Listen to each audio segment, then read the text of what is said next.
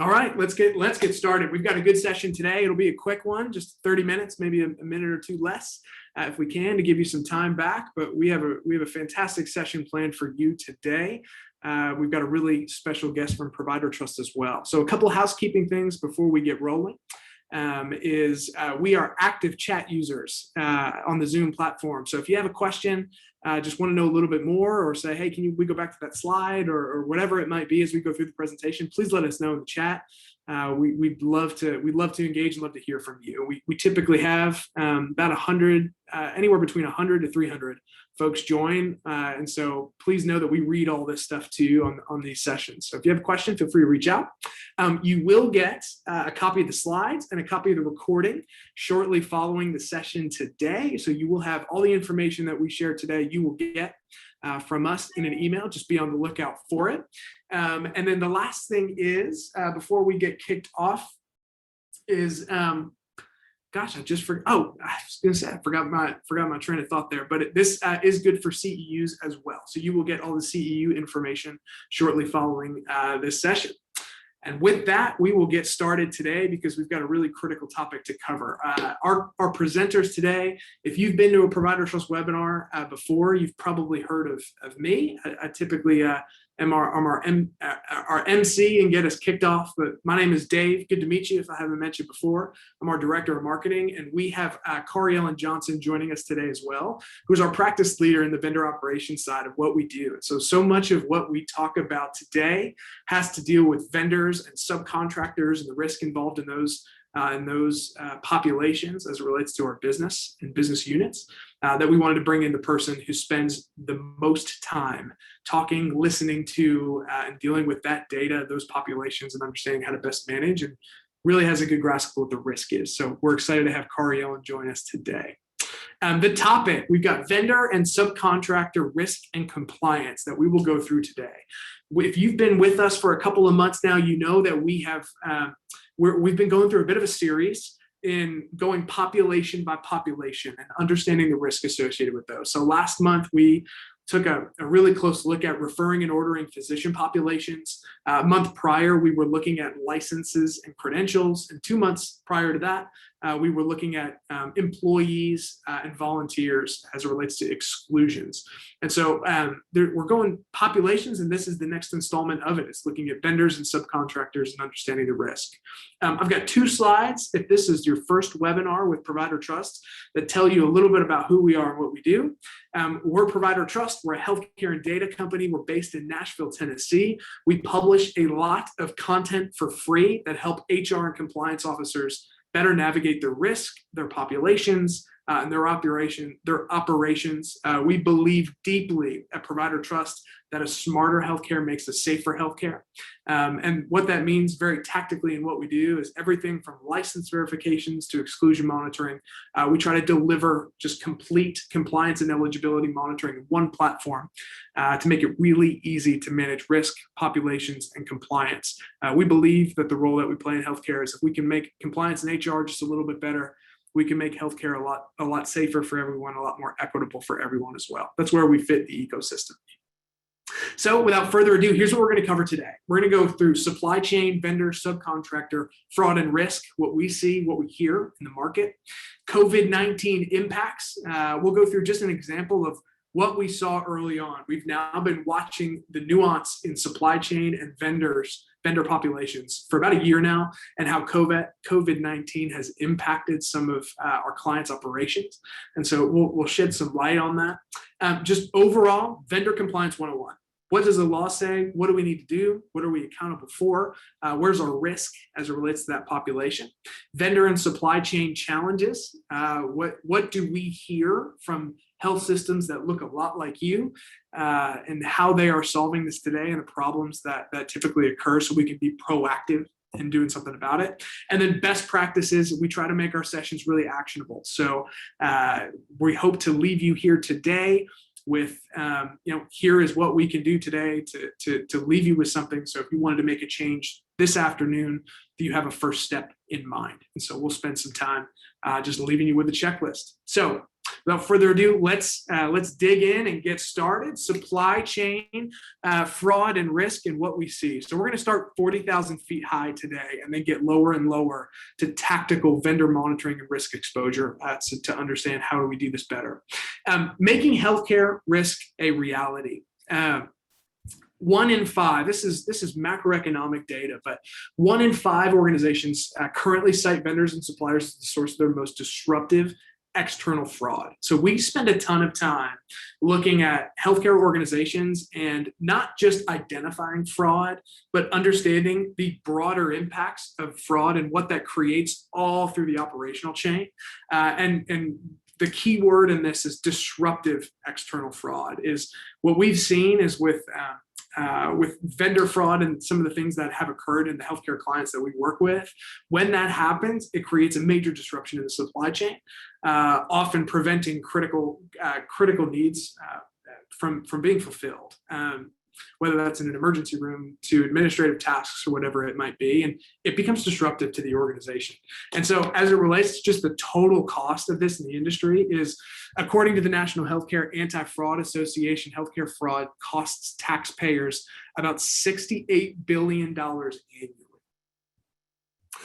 The one thing I wanted to point out on this slide too is just not just the 1 in 5 stat, but just 50% that we see and that has been reported, just lack a mature third-party risk program, and 21% have no third-party risk due diligence or monitoring program at all. It's a gap in the marketplace that continues to be disruptive to healthcare organizations.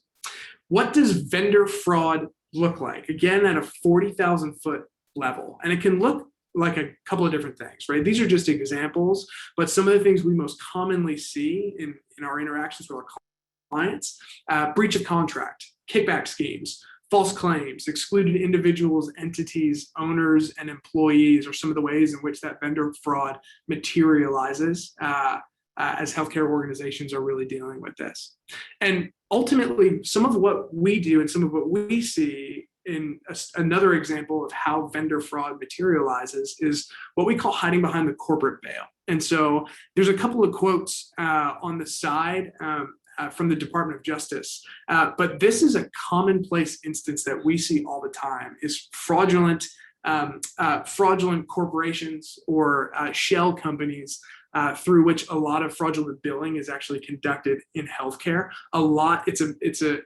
I'm sad to say it's a growing trend that we are seeing more and more of in healthcare, as we're seeing fraudulent individuals set up shell corporations and actually hide behind the corporate veil to continue to do business with major health systems across the country. We've got, and the quotes on the side are from the U.S. Attorney McSwain, but the Department of Justice, and just in terms of where the government falls on vendor fraud and how important it really, really is. So again, at 40,000 feet, if we talk about COVID-19, right, and just some of the ways that we've seen this materialize in maybe a more of a specific realm as opposed to a hypothetical. When COVID-19 first really hit the United States and really disrupted healthcare, started to disrupt healthcare in a major way back in February, March of last year, we also saw just the rush and the demand for PPE. And so so much of what that created, though, is in a disruption of the healthcare system, there became an open door for potential fraudulent vendors to walk into the healthcare system by making false claims or by advertising services that were deceptive in nature. And so the example that we're going to highlight today is just the rush for PPE a year ago and what that actually led to over the last years and what we continue to see from the marketplace. And so going back a year ago, we saw 67% of just providers and clinicians feel that specifically the supply chain issues a year ago just heightened the frustration with operational impact. And what we did see is that increased demand for PPE has brought new suppliers into the market. With the increased demand, opened a door for new suppliers and new vendors and new subcontractors. And so from our perspective, there's a point to this, is from our perspective, what we started to see is our clients and the folks that are managing their vendor networks, we started to see those vendor networks actually start to go up. right, is we started to see new vendors, new subcontractors enter the market and enter our clients' vendor populations at a much accelerated pace than previously, as the industry is reacting to COVID and trying to keep everybody safe. PPE is a safety issue and a fraud issue. And so what you see here is just compliance, safety, and health officers should evaluate whether the employer made good faith efforts to apply with OSHA standards, and in situations where compliance was not possible, to ensure that employees were not exposed to hazards from tasks, processes, or equipment for which they were not prepared or trained. And so optimizing the supply of PPE through COVID became a critical way to make sure, how do we maintain employee safety as well as patient safety as well. Ultimately, what this led to is PPE shortages and bad actors. And these are the specific examples of when I say it opened the door for new entrants into the marketplace, it also opened the doors to very specifically bad actors that have ended up on exclusion lists and debarment lists that we are now catching downstream. So if you have been close to ProviderTrust for a long time, you know that so much of what we do is identify these potential compliance risks before they become an issue to our clients, to our partners. What we're seeing now is the effects of what happened a year ago in these entryways to new marketplaces and new vendors and new subcontractors. We are seeing a year later that these types of organizations are hitting exclusion lists. They're now showing up on Medicaid state exclusion lists as well, either on the state or the federal level. And it represents a monitoring challenge for so many healthcare organizations today. Is, do you very simply have a process for making sure that your vendor networks are still safe, compliant, that there aren't bad actors that have entered over the last year? Not just initial screening, but the ongoing monitoring of that as well has become so critical. This is just one specific example of a year ago, the PPE demand created a wave of fraudulent behavior that we are starting to see now on federal and state exclusion lists. And so, can I jump in there and just ask a quick question for our group? I'm just curious to hear, obviously COVID-19, as Dave mentioned, was extremely disruptive to supply chain operations and created a general lag, if you will, across the market. So I'm just curious to hear from our listeners today if organizations are actually getting back up to critical mass, or what they're seeing today within supply chain. Yeah, thank you, Corey Ellen. I would just say we would love to hear from you. Drop your answers in the chat, and we'll read a few of them off. But chat us, let us know, and we'd love for you to engage. Vendor compliance, to keep us moving. I'm going to get us kicked off and then transition to Corey Ellen pretty quickly. But we're going to talk about what do we have to do, right? Is what are the actual requirements that we must do as it relates to this population? What does best in class look like? But also just what are the baseline requirements as well? And so I'm going to kick this to Corey Ellen, but kick us off with just saying, when we say vendors and subcontractors, who's actually in scope there? And for us, who's in scope when we think about this population are the entities themselves, the ownership of these entities, and any executive level administrative officers as well. And so a board of directors or the C-suite.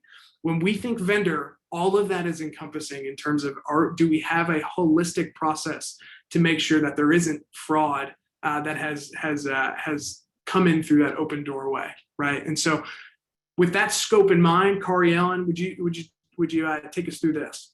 Yeah, absolutely. Thanks, Dave. I think, like you said, we're going to start really high level and walk through some kind of definitions and the legal requirements, and then we'll get into a little bit more of the granular details. But healthcare organizations, except federal, Medicare, Medicaid dollars, they are required by the OIG to not employ or conduct business with any person or entity that is excluded. I think most of our listeners know that.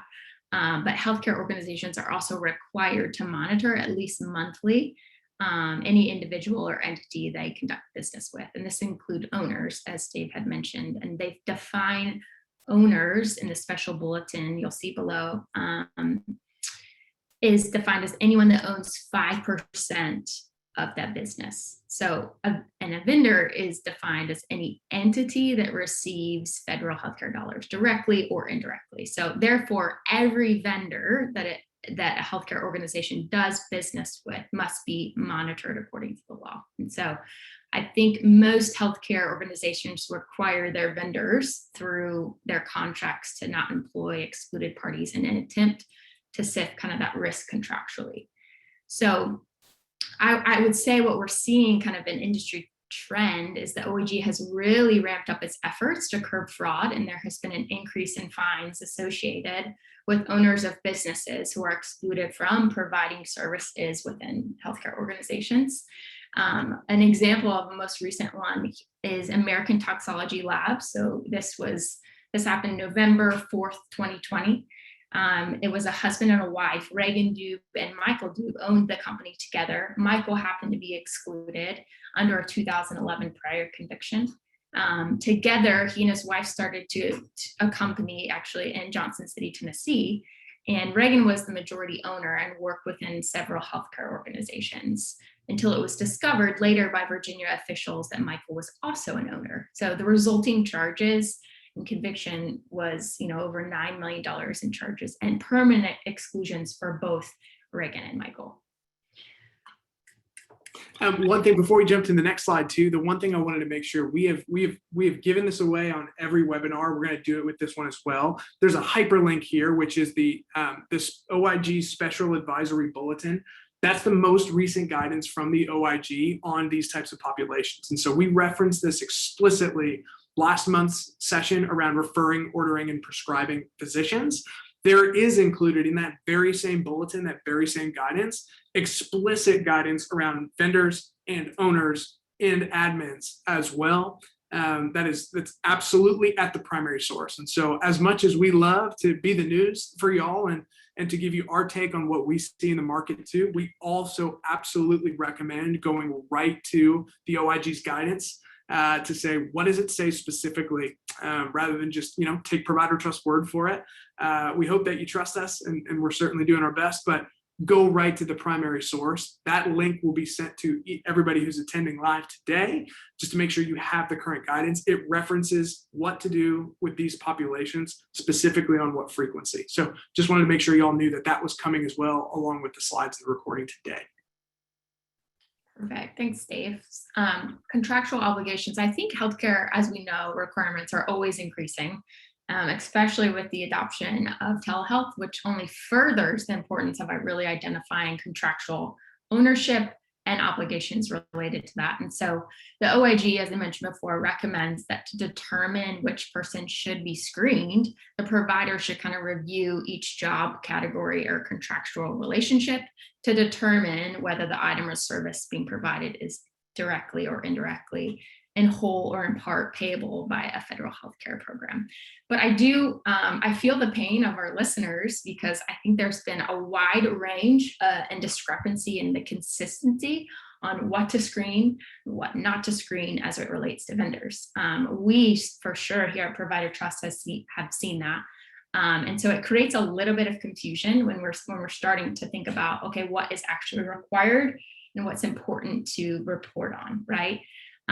Recently, a published CIA defined the term covered persons, or monitoring, as all owners, officers, directors, employees, contractors, subcontractors, agents, and other persons who essentially touch patient care, or anyone who performed any billing or coding functions, and then all physicians and other non-physician practitioners. So again, I think before, early on, we saw that maybe vendors was just a particular set, and now we're seeing that the industry is moving towards like a little bit more of a wider net, I would say, and to ensure that all the vendors employees and their owners are all monitored under that umbrella. And we'll talk a little bit more about that in the next slide as it relates to Medicare Advantage. But in the best way, the risk of sifting through that is to just kind of take a granular approach, and we actually end up doing that at ProviderTrust if you're interested. Medicare Advantage requirements. So essentially, first tier downstream related entities. It's a really big acronym or word, but I would loosely define it as a vendor that essentially accesses patient data. So these vendors that really interact with patient data have increased risk, whether that's increased training or contractual requirements. These compliance needs, the compliance needs to be able to identify who these vendors are to ensure that they are actually following contractual obligations and then are able to report accordingly up to their Medicare Advantage plans or providers. So as a provider organization, non-compliance within your FDRs could result in a potential corrective action plan, potentially retraining or even like termination within your contract with the Medicare Advantage plan administrator. And so the last piece that we're gonna talk about on this before we actually get into what's the market saying in terms of challenges and where can we encourage you to respond to those challenges as well, is just the workflows that we typically run into as it relates to supply chain, contractors, vendor management. In large part, this is often we've seen is potentially even a question of ownership. Somewhere in between these two workflows, in the procurement, strategic sourcing, supply chain, in between compliance, there is often not the smoothest or cleanest handoff in terms of who's responsible for vetting and then who's responsible for ongoing, making sure that there's no fraud in the supply chain as well. So the question I would ask, and I'd love to actually hear from y'all, is who actually owns this at your organization? We see it.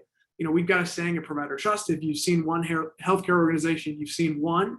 That certainly is true as it relates to the health and compliance within vendor populations. But would love to hear from some folks on the phone. Who is responsible for vendor compliance at your organization? Is it procurement? Is it supply chain? Is it somewhere in data or IT? Is it compliance? That's something that I just love to see, and we'll read out some of the responses as they come in. But what we typically see is that there are two distinct workflows that we would encourage. So much of what we actually say, I'll back up for a second. If you come to ProviderTrust webinars before, we actually talk quite a bit about connecting HR and compliance, right? Two distinct workflows and how do we bring them together for the benefit of the employee and for the patient safety. This is a very similar parallel as well, as to say, we encourage to connect supply chain and compliance to say, how can we facilitate better handoffs, better processes, better transparency, better data sharing, better partnership between these two workflows, which we have found to be, if one operates really well, it has a natural lead into the other. On both sides, whether compliance has a really good process, it certainly bleeds into procurement. Whether procurement has a good process, it certainly bleeds into compliance, the effectiveness of the other. And so we would really encourage partnership between both of these. And so without going into too much, because I know you'll get the slides and can dig a little deeper, I'm going to kick it back to Carion to say, what are we actually hearing from the market in terms of the challenges that people most often say, or as they're getting deeper into vendor compliance, the health of the vendor network? What do folks typically tell us? Yeah, thanks, Dave. I think this is where contractual compliance really comes into play. And we'll kind of talk about the gaps here right now. So there are a number of healthcare solutions to a number of problems, if you kind of think about it. But I would say one thing that's a continual issue across all healthcare continuum is data, right? I think data informs our reporting, our systems, our forecasting, et cetera. And this data issue will leak into all different other departments across an organization. And so we actually had a client of ours who recently had a Gartner inventory health assessment. And so they identified top areas of risk within this particular client's organization. And from their evaluation, what had surfaced was all of their risk had to do with third-party management. It had to do with, essentially overall management of risk. So essentially gaps in processes and department silos. Right. So I think we know vendor data is inherently pretty messy. And I've heard it said that it's easier actually to set up an LLC than to get a library card. And I say that because there's not a great measure in place today where it's easy to gather critical business information. I've seen some people in the chat say like they're doing this, pre-contract, but then to validate it on an ongoing basis is where the actual toil is. So we see provider systems with, acquisitions and joint ventures that are merging all these decentralized processes, and that only contributes to the problem and continues to create kind of stale and old data. And then this really continues to remain in a silo, if you will. So how do we fix this, right? Vendor monitoring best practices. Dave talked earlier, and I think I did too, on just how inherently this vendor data is messy. And we'll talk here in a minute how often vendor data actually changes, but effective monitoring, I would say, starts with good data. So how do you fix inherently bad data? Well, it starts with a good process. So I think, taking a step back, if you want to go to the next slide, Dave, number one, decide which department team owns vendor compliance data. So this is typically a shared responsibility across an organization, right? This ties into the importance of identifying a plan that includes pre-contract, right? That typically is handled by supply chain, procurement. I've seen some IT. And then the duration or ongoing monitoring or maintenance of this contract. This could be legal, this could be compliance, strategic sourcing, privacy, and then also post-contract. So any delegated responsibilities there. But I think it's first really important to manage the life cycle of a vendor, and compliance is held throughout the entirety of a contract. Number two is centralizing your organization's vendor data to create one source of truth. And you're probably laughing, right? That seems like a Herculean task, but one source of truth can be super difficult when you have decentralized processes all across facilities. But I think we're seeing it best done by having corporate oversight. So essentially, this helps create systematic ways to keep good data hygiene. The third one is update vendor data on an annual basis at a minimum. And so updating vendor data on an annual basis is extremely important, and not only bumping the TINs against the IRS, but to make sure that they are accurate and valid, but also addresses, DBAs. Again, it's kind of a snowball effect if it's not done pre-contract, during, and post, right? So that is something that kind of helps create in this or streamline data hygiene, if you will.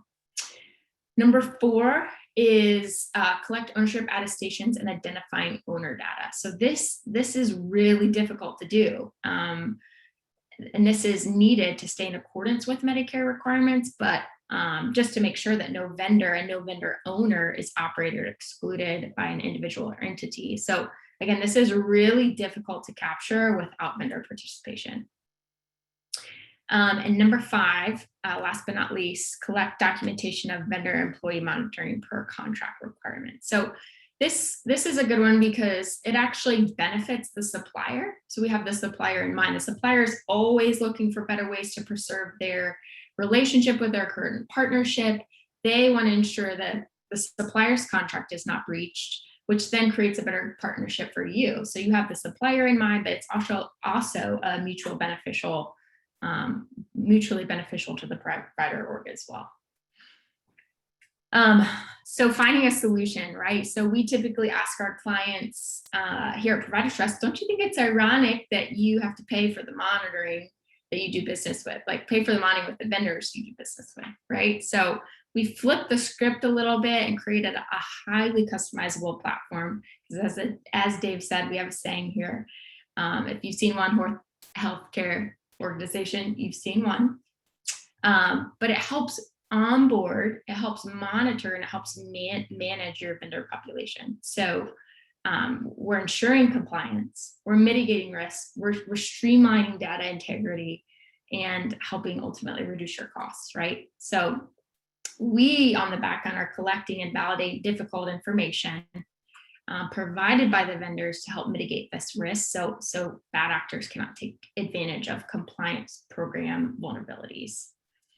And just to jump in there real fast, is we do a lot with vendor networks, and we do a lot with provider networks. And for those on the phone that are super familiar with this, directory accuracy is certainly a pain point in the payer world, and certainly with your referring and ordering physician populations as well.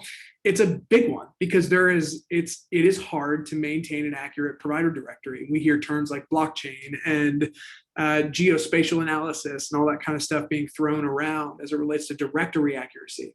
And what we found is there's really, because of how nuanced this data is, directory accuracy and vendor network accuracy is very much a similar process. And so what we have found after years of trying this, both on the payer world and on the vendor world, is to say, this is the process, regardless of what system, partner, or software tool, this is the process that works best.